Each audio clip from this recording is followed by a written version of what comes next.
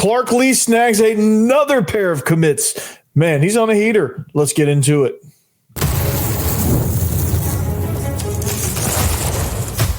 You are Locked On Vandy, your daily podcast on the Vanderbilt Commodores, part of the Locked On Podcast Network, your team every day. Hey, welcome into the Locked On Vandy podcast on the Locked On Podcast Network. Thanks for joining us. I'm your host, Corey Burton. Like I said, thanks for making Locked On Vandy your first listen of the day. Thanks for making us part of your day. Shout out to the everydayers. Well, we talked about over the weekend, Clark Lee snagged 2 commits, Isaiah Lee, and he snags another pair of recruits. He snags Collin Flanigan and Adam Gehm this time, tight end and a cornerback, 2 big time positions of need. And this is a huge deal for recruiting. I think this is, again, showing that Vanderbilt is kind of on the rise in this new era of college football. Of course, had Chris Gordy on yesterday's episode to talk about the HAULS settlement. So we're going to dive into that a little more, probably get a little bit more specific on how it affects Vandy. We kind of took a broader scope look at it. Now we can kind of dive a little bit deeper into how it affects Vanderbilt specifically. But like I said, thanks for making Locked On Vandy your first listen each and every day. We're free and available wherever you get your podcasts and on YouTube as a part of the Locked On Podcast Network, your team every single day. Today's episode is brought to you by Game Time. Download the Game Time app, create an account, and use code LOCKEDONCollege for $20 off your first purchase. Man, that's a great deal. So, Clark Lee, man, is on an absolute heater. Okay. And the recruits that he's gotten lately have been phenomenal. Chris Tangelo, Isaiah Lee. I kind of blanked on Tangelo's name for a second though. In the last pair of commits, he got now Collin Flanigan, Adam Gehm. That makes 4 through the first couple of weekends of June, which is official visit season.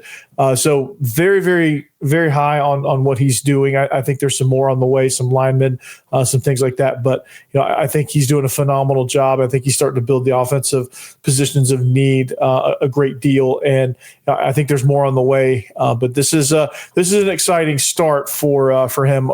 Of course, Caden Harris is already on the hook. He took a visit to Georgia. I don't know that he's going to change his commitment, but it's looking like he's going to stick with Vanderbilt. So very excited about that. Very excited about the direction of this recruiting class. Now, I'm going to start with Adam Gehm, the tight end. I think we could go chronologically on this also, but since the offense kind of, Clark Lee's done phenomenal recruiting on defense, and I think he's starting to do better recruiting on offense. I'm really excited about Isaiah Lee. And the potential that he brings to the running back position. Now, another position of need, I think, is tight end. Okay, within this offense, within the philosophy that we have, that Jerry Kill and Tim Beck have, the tight end is a very, very important position. And after this year, you're going to lose Cole Spence, you're going to lose Eli Stower. So you need to kind of have some things waiting in the wings and some people developing. Like Bryson Coleman's going to be kind of your hybrid guy coming up after Eli Stowers. I think he's a guy that's been deemed as unguardable. But you need some more people backfilling that role.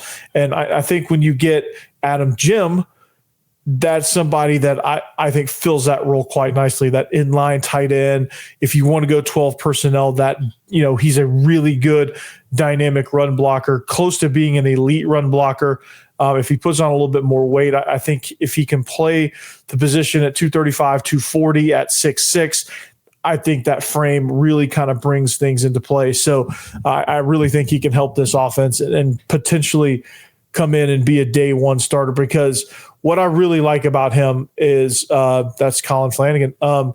What I really, really like about Adam Gehm is that he brings great presence to the tight end position. I think it's somebody that when you look at how dynamic he can be, it just brings a little bit you get a little bit of versatility in what you want to be able to do, right? He had notable offers from Georgia Tech, Louisville, Wake Forest, and Syracuse, a lot of ACC schools. Georgia Tech, I think, really kind of stood out to me because the way that Coach Faulkner really likes to use his tight ends and how important that position is in that offense. But, like I said, he brings a great presence, big presence to that tight end room, 6'6", 225 pounds. He's best as an inline traditional tight end. I think that's a perfect fit for him. He's a great run blocker. He's somebody that you want comboing with your tackle. He's somebody that you want, in a one-on-one scenario. I think he has the ability, the technique, the fundamentals to be able to be an effective run blocker. I think the last thing he's missing is the size. And that's something that the strength and conditioning staff can build as soon as he steps in on campus. So not necessarily worried about that. What I really like is, the versatility that he has, the athleticism that he has in the passing game. I think his feet are really, really good for somebody his size and his frame because, honestly, usually somebody that's 6'6" in high school that plays a kind of a bigger skill position, sometimes they are a little bit raw athletically. Sometimes they lack some of that athleticism. Cole Spence definitely does not, but Adam Gehm does not either. Adam Gehm moves really good, has really good feet, runs really good routes, can find some openings, kind of seems like he has a really high football IQ when you kind of watch his film and watch how he plays and watch how he gets into space. So I'm really excited about what he can bring athletically. I really feel like he's a good run blocker so that if you need like a run heavy 11 personnel package, Cole Spence, I think that's a perfect comp for him. And the frame, the size, the blocking ability, the athleticism, I hope they use him more in the passing game than they use Cole Spence because I think it's important to not get into some personnel tendencies when Cole Spence is in. You're not really, but I also think that this year, on a side note, I think the offensive line is in a better position to not have to have Cole Spence stay in protection as much as he did. I think the offensive line is more athletic. I think they're better, more veteran group, and I think they'll be able to communicate a little bit better in year two of Tim Beck's scheme. So you might see a little bit more of Cole Spence this season. You saw some flashes in the bowl game with that, and you saw some flashes of what they want to do with that inline tight end position. They don't want it to just be an extra lineman.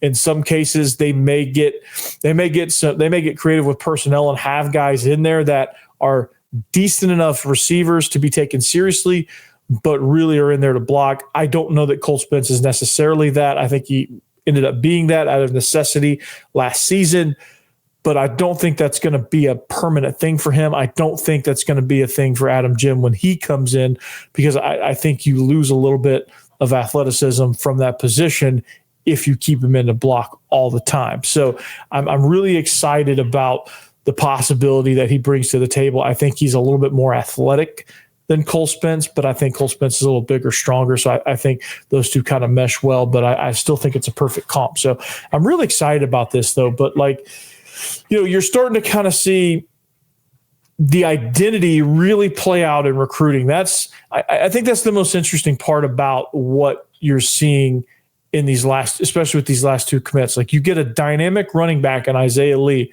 You get somebody that is a capable pass catcher. You get somebody that's great vision, great patience, great running between the tackles.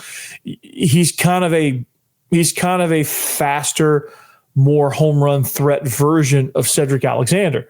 Not saying Cedric Alexander can't hit a home run, but Alexander's going to hit the home run from 40 yards out. This guy can do it from 60 or 70 probably, and so I like the fact that you just keep kind of chugging along that path. You get a good all around guy at running back. Now with the tight end position, they're likely going to take another tight end and it's going to be kind of a flex guy. And you're going to start to get these duos, which I think that's kind of a way in college football. You're starting to get kind of, you get teams that still want to keep that inline tight end.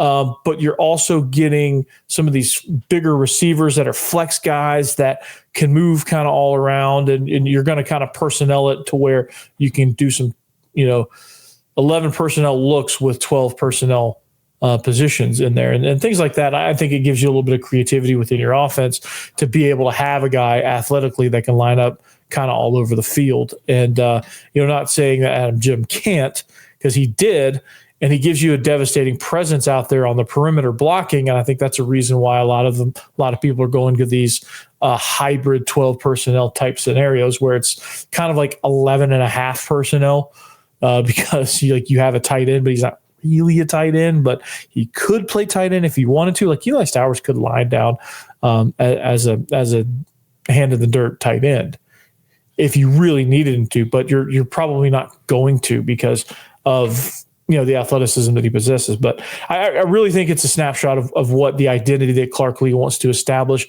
I think this shows a little bit of longevity in what we're trying to do. With Tim Beck and Jerry Kill, I think there's some staying power there.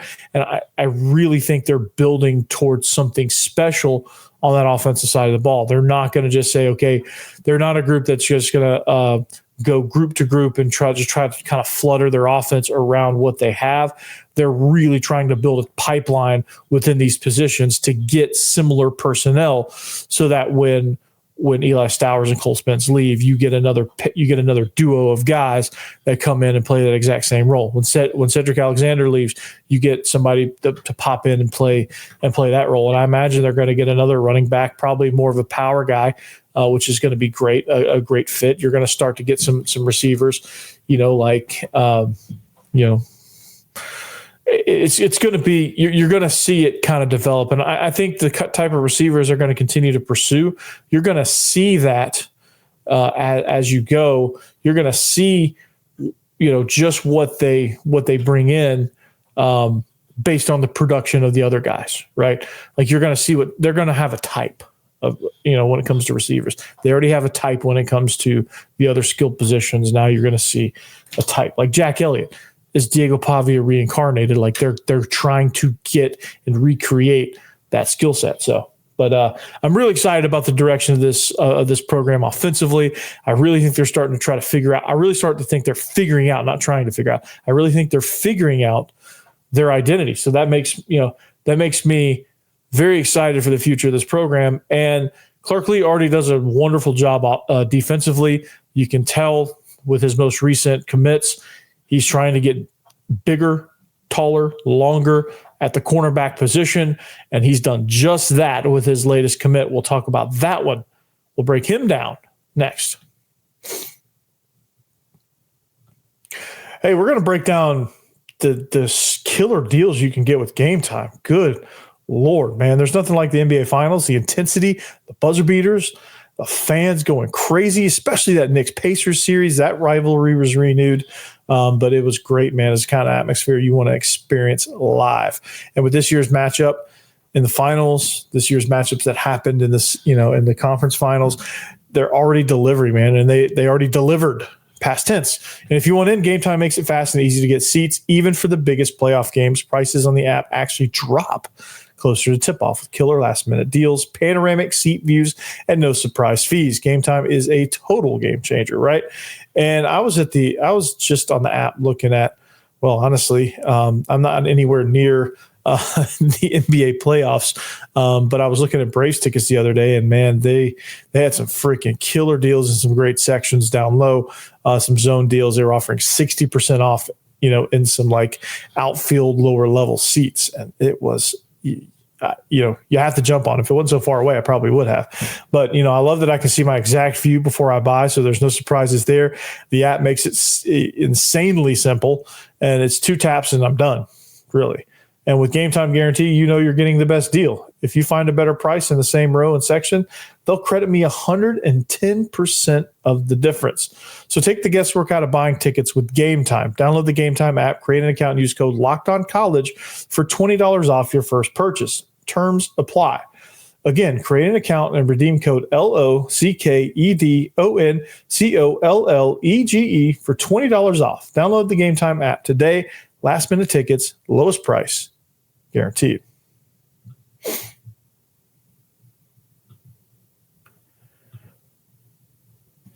All right. Thanks for making Locked On Vandy your first listen each and every day. We're free and available wherever you get your podcasts and on YouTube as a part of the Locked On Podcast Network, your team every day. Shout out to the everydayers. Shout out to the all-timers. Shout out to the, if this is your first time around, please come on back. Shout out to however you got here. Shout out to you. If you need a second listen, Locked On SEC is the place to go. Also, Locked On Ole Miss, Locked On Bulldogs are a couple of places that I really, really like to, really like to listen when I'm done here. So, anyway, couple commits, couple aces. I think you're starting to see this identity form. And Clark Lea's really settling in. That's the part that I don't want to say gets me, but that's the part that I'm kind of zeroed in on. Like the fact that he's really kind of settling in. He's really starting to hone in. I think you're starting to see the caliber of recruits go up. I think you're starting to see more guys finishing with Vanderbilt at least in their top 2 or 3. I think you're starting to see Vanderbilt's getting attention. Vanderbilt is on the map now, and you're starting to see a lot more positive recruiting stories coming out of Vanderbilt. And these are quality guys. And, sometimes I think sometimes you have to look beyond look beyond just the offers. Sometimes you have to look beyond just the star rankings. Like this guy's a 3-star and people, it's just a 3-star, right? But I think you have to kind of look at what they bring to the table and look at how good of a developer of defensive talent that Clark Lea is.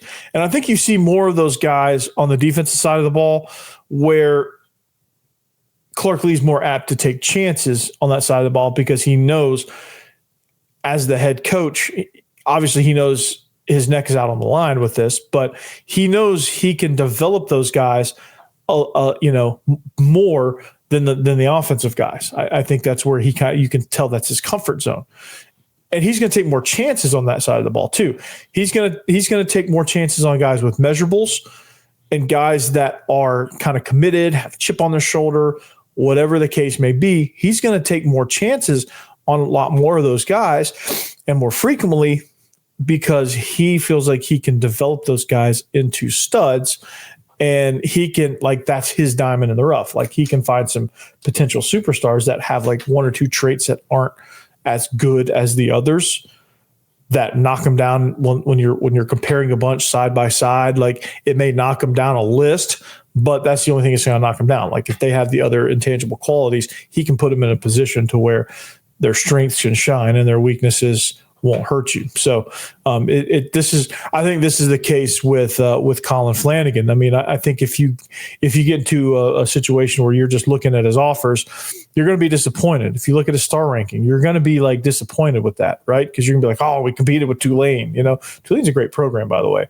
But I think you have to go deeper into that, right? If you go on his 247 profile, you can see his highlight reel. And if I had only one word to describe this guy, playmaker. He just makes plays, man. He's a large physical presence at the cornerback position. Somebody that I think projects as could play the outside corner. And I think if you're like Vanderbilt and you do a field boundary type of setup, this guy is quintessential boundary guy. I think this guy's a more playmaking version of Colby Taylor. I think he's a smarter, headier football player than a Colby Taylor, but he's along those same lines. Big, long, athletic, physical, things like that. That I think when you play a boundary corner or when you play in the nickel, you bring that presence to that defense. I really think it, just like I talked about with Chris Tangelo, like you just imagine Tangelo and Flanigan on the same side into the boundary. Just imagine 6'4" and 6'2" standing together. You have 6'2" pressing your outside guy, and you have 6'4" kind of playing in that hole right there. Not necessarily like a true 2-shell, but he's kind of more, but he's not down on the line of scrimmage. He's kind of like in between, and he's so dang long that he can run the alley and recover real quick to the line of scrimmage. Same with Flanigan. But I think with Flanigan, he's long, he can jam, He has really good hip turn, and I think he has really good presence with the ball in the air. And he just, honestly, he has a knack for creating turnovers. He has a knack for just making plays. Like if he's chasing down a play from behind, he can. It's called a peanut punch or whatever you want to call it. It's where the cornerback, when he's running down a ball carrier from behind, he just punches his arm through and punches the ball out and creates that turnover. So, it's going to be, you got to have guys like that just have a knack for getting the ball out of the ball carrier's hands, a guy that's going to play the ball in the air. And if it's a 50-50 ball, he's coming down with it, and you have great confidence that he's going to do just that. He's going to jump a slant and break it up. He's going to take your hybrid tight end that you like to create mismatches with, and he's going to erase that mismatch because he's a guy that's big, physical, that can take the physicality of playing against those bigger receivers or those hybrid tight ends, and he can erase those guys. And he would be a perfect guy to bring in the mix, to where if you want to go a little bit smaller and faster on the outside, you bump him down and have him cover a slot receiver, have him cover something that would allow him to display his athleticism and his physicality and put him closer to the box and or the line of scrimmage, so that teams that like to run on the perimeter, you drop him down to the boundary side and you drop like a Brandon Fontenette or whoever's playing your star position at the time, because I think Fontenette's gone after this year. Whoever's playing your star position to the other side, like I think you have some dynamic guys down there near the line of scrimmage that can also do a lot of great things for you. So, huge position of need. Like you got to feel, with the way the receiver position is going in college football, especially in the SEC. I think the bigger you get, the more athleticism you get at that position, at the wide receiver position. I think you have a chance to really do something special there. And I think from a defensive perspective, you need something to kind of guard against that, or it's just going to be highlight after highlight after highlight for your defense. And if you have some athletic guys that can play certain roles, I think you can fit guys into different positions, and I think you have a lot of options there. And I think you have a lot of options to be able to be tough to move the ball against. And if you're Vanderbilt, if you're tough to move the ball against and you're tough to take the ball away from the offensive side of the ball, you're just going to be a tough team to beat. And in this world of college football, if you're a tough team to beat, with rosters becoming more even, sky's the limit there, right? Like Vanderbilt could – they could jump into the next tier in the conference, because right now they're still considered, and even though they weren't bottom dwellers officially with record, I think people are hesitant to take them out of that bottom dweller category. There's some publications that have them finishing second to last. I don't necessarily agree with that, but nonetheless, it's going to be I think the roster management stuff like that's going to get real interesting, and that's kind of where I'm going to transition to. I'm going to do that next. Stick around.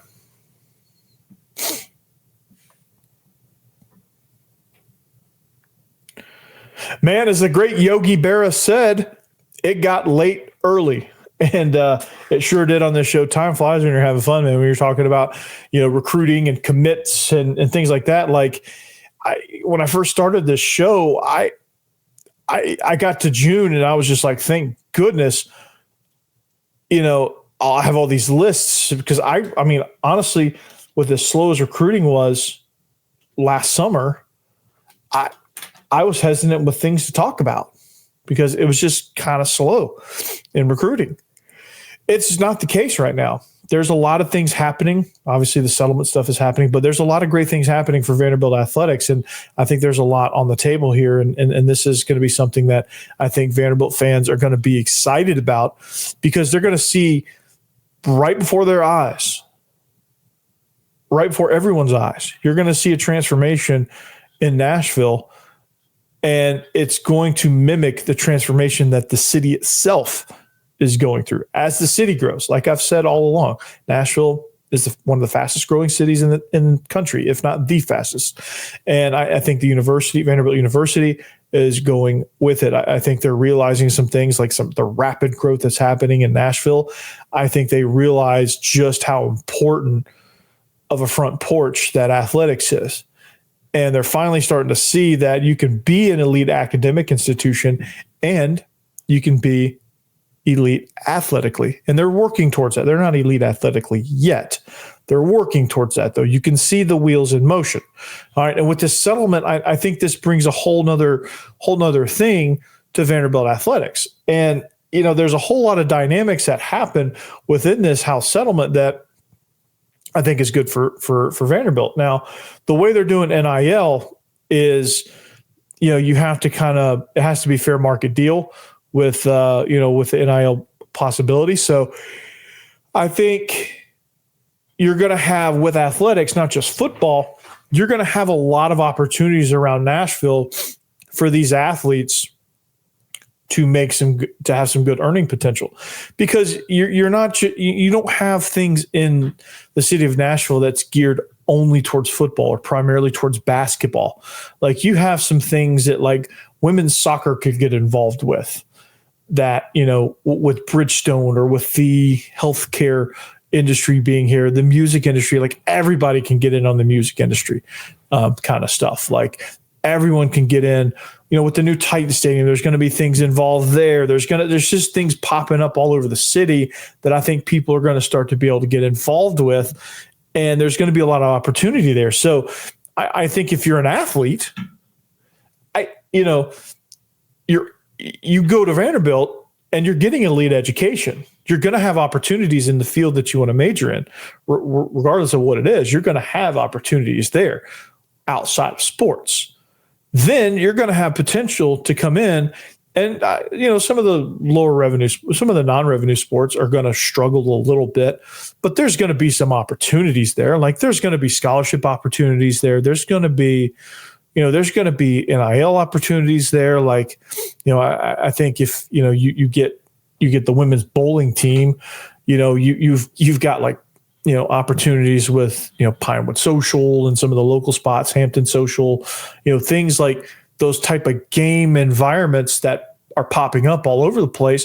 I think you have some opportunity there, right? King's Bowl, I think down in Franklin, I think has some opportunities for Vanderbilt athletes to kind of get involved. Like, I think there's a lot happening with the entertainment industry and the music industry that you're going to have plenty of opportunities for people to get involved with. And so it's a dynamic opportunity that, I'm not sure that you have those opportunities, as many of them as you would in Nashville.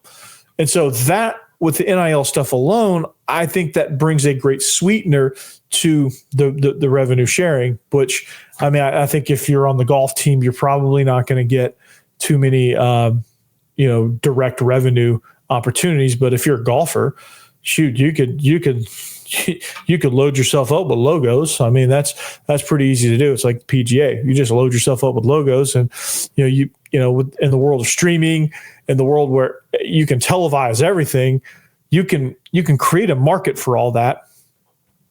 And shoot, the SEC so good the SEC could probably strike a deal with the Golf Channel and have golf matches that air. I don't know, but there's, like I said, there's plenty of opportunity there. And what I really like about it as well is when you get this roster parity, right? So let's look at the big sports now, like football. I think with the revenue sharing and the fact that there's still going to be a lot of money being thrown around at NIL. I'm not going to pretend like that's not the case, but I think it's going to be a little bit more manageable. And I think you're going to be able, and your superstars, they're going to end up at the Georgias and the Alabamas and the Texases of the world anyway. Like your major, like I don't like with the whole parity thing. I don't think it's going to come down to the superstars with this whole parity thing. And I'll leave you guys with this. I'll talk more about this on later episodes, but like, I think with this parity thing, it's going to be more of the guys towards the latter half of the roster. Like how much depth are you going to be able to build behind the superstars? Like, are you going to pay for your staff?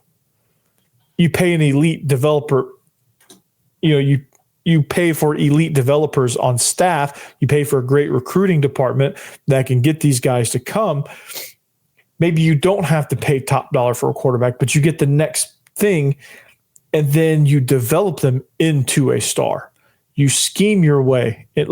I think it's going to force a lot of teams to get more creative with how they manage the roster. And I think, like NFL teams, you're not judged by your first and second round picks, although those guys obviously help you.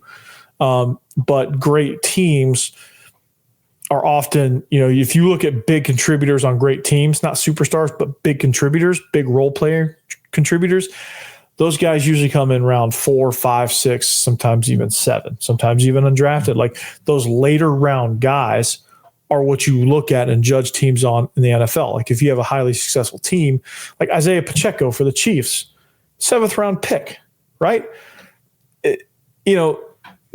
With what they're paying Patrick Mahomes, like you have to hit on those, right? The 49ers, they're so good because they've hit on a lot of 5th, 6th, 7th round guys, right? That make the team and that develop and that are coaching. And it's going to come down to that at some point with this revenue sharing. And I think Vanderbilt knows that. And I think they've got a really good staff on hand. And so this is going to be kind of exciting to kind of watch things kind of as things even out. The middle to bottom half of your rosters are going to come more into play because that quality depth, and you're not going to be able to afford the quality depth. That's like some of these bigger schools are going to have to adjust how they're building their rosters. And I don't know that some of these bigger schools are necessarily ready for that. And so it's going to be a different way of life, and some people are going to be prepared and some people aren't. That's going to be the gist of it. But for Vanderbilt, I think the biggest deal is, being able to still offer those NIL opportunities, because that's not going away. It's changing, but it's not going away. And I think the way that it's changing, or the direction that it's heading towards, whether it gets there fast or not, is it's going to be more fair market value type stuff. And you're going to have a third party approve your NIL deals, things like that. So you're going to have more opportunities to create those opportunities in Nashville versus a Tuscaloosa or a Little Rock or Fayetteville or some of these smaller cities. But anyway, that's all the fun we're going to have today. But 4 commits since I think Saturday. More to come probably. Looking forward to it. I look forward to get a couple linemen. I think Clark Lee's building a monster here. I think he is really crushing it in recruiting. Very excited about that, and we'll break it more down as it comes. But I hope you enjoyed it. Like, subscribe, add Locked On Vandy, whatever the case may be. Find us, stick around, tell a friend. Let's get this thing going. Let's get to the very top of the food chain. So we'll talk to you guys later. Anchor down. Peace out.